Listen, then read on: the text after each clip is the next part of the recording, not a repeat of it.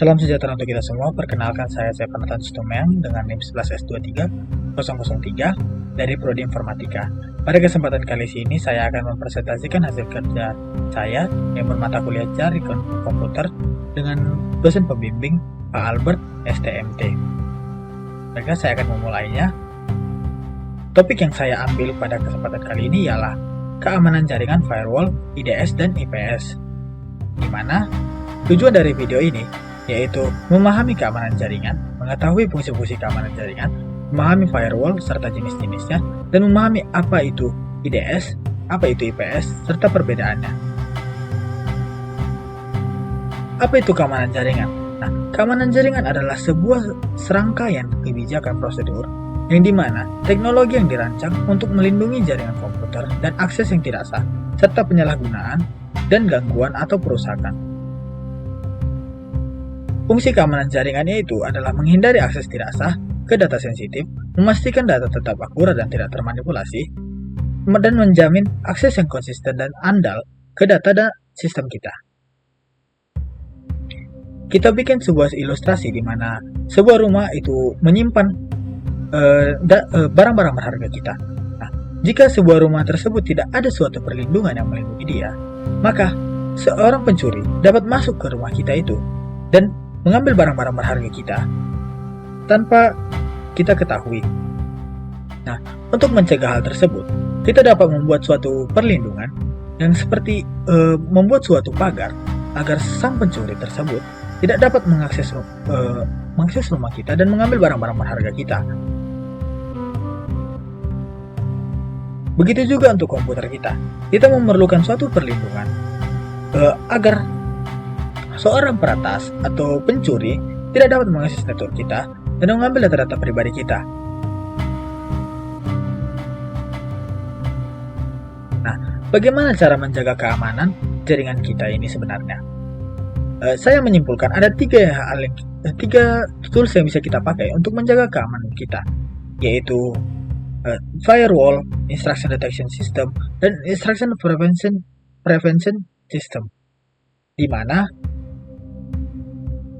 saya akan menjelaskan, firewall adalah sebuah tembok yang membatasi antara private network dan public network. Agar ketika seorang peretas hendak memasuki private network kita, dia akan dibatasi oleh tembok pengaman tersebut. Seorang peretas dapat masuk ke private network kita itu melalui public network kita. Nah, ketika kita mengakses internet, di situ peretas juga memiliki kesempatan untuk masuk ke private network kita. Bagaimana sebenarnya firewall bekerja?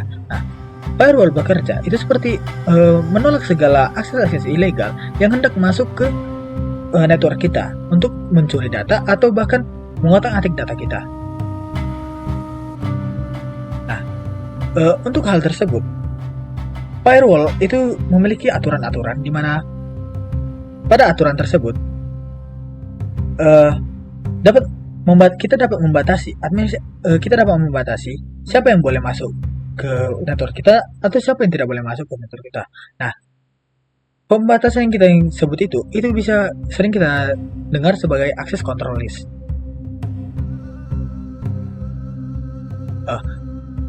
Di mana access control list ini kita memilih perangkat atau apa saja yang boleh masuk ke network kita dan mana saja yang bisa yang kita harus menolak yang ditolak untuk masuk ke network kita. Nah, sebagai contoh kita ambil IP address. Nah, di mana IP address yang kita perbolehkan itu 192.168.192.168.02 dan selain itu akan ditolak. Nah, hal tersebut seperti yang bisa kita lihat, IP address yang diperbolehkan dapat masuk, sedangkan IP address yang tidak diperbolehkan itu akan ditolak. Tidak hanya IP address yang bisa kita pakai, ada juga beberapa lagi yang bisa kita sebagai kunci untuk membatasi pengguna yang ingin masuk ke network kita, seperti domain names, protokol, program, port, dan keyword. Nah, contohnya itu kita ambil port. Nah, sama seperti IP address tadi, di mana di sini port 80 diperbolehkan masuk, sedangkan port 22 tidak diperbolehkan masuk. Hal ini sebagai tanda bahwa ada beberapa hal juga yang diperlukan untuk menutup akses tersebut. Nah, jadi itu instruction detection system. Apa itu instruction detection system? Itu adalah perangkat yang secara otomatis memantau dan menganalisis lalu lintas jaringan serta mendeteksinya. Nah, setelah mendeteksi dan ditemukan anomali, maka perangkat tersebut akan langsung menghubungi kita dan memberitahu kita bahwa terjadi pelanggaran keamanan yang dapat merusak network kita. Nah, contohnya itu ada IDE, Security Union by Linux, Zix, dan Kismet. Setelah itu Instruction Prevention System. Nah, Instruction Prevention System adalah tingkat lanjutnya dari IDS, yang dimana jika IDS hanya dapat mengetahui perangkat apa aja yang masuk dan memberitahu kita kepada kita bahwa ada anomali yang hendak masuk ke perangkat kita, IPS ini, Instruction Prevention System ini, malah bekerja secara sendiri, di mana setelah mendeteksi adanya ancaman, dia akan secara otomatis mengambil tindakan untuk mencegah serangan tersebut. Nah, tujuan dari penggunaan ini yaitu untuk memberikan perlindungan aktif terhadap jaringan setiap saat untuk mencegah ancaman sebelum merusak sistem. Contohnya itu ada Snort, Juniper Network SRX, Fortinet FortiGate EPS, Cisco Firepower, and Gibbs. Berikut ada ilustrasi yang dapat saya berikan, di mana baik akan saya jelaskan secara sederhana dan cepat. Ketika kita hendak mengakses internet, itu seorang peretas dapat masuk ke network kita secara bersamaan ketika kita sedang mengakses internet kita.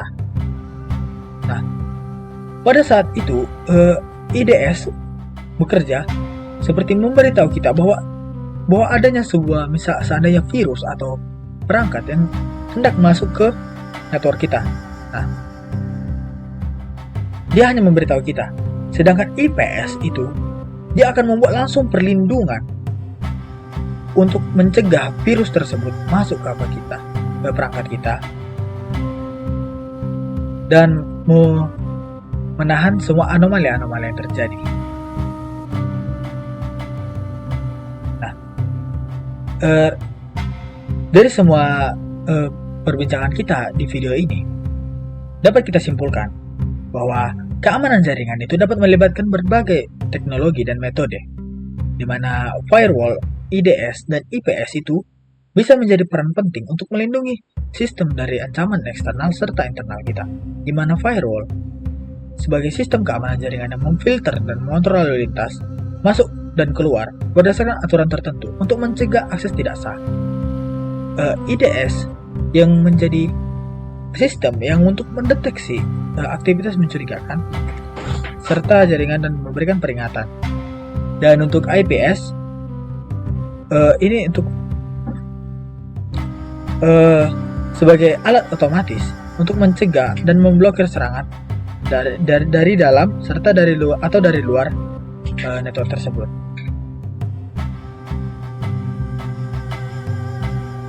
Sekian presentasi dari saya. Jika ada kesalahan kata serta pengucapan, ya ini mohon maaf. Sekian, terima kasih.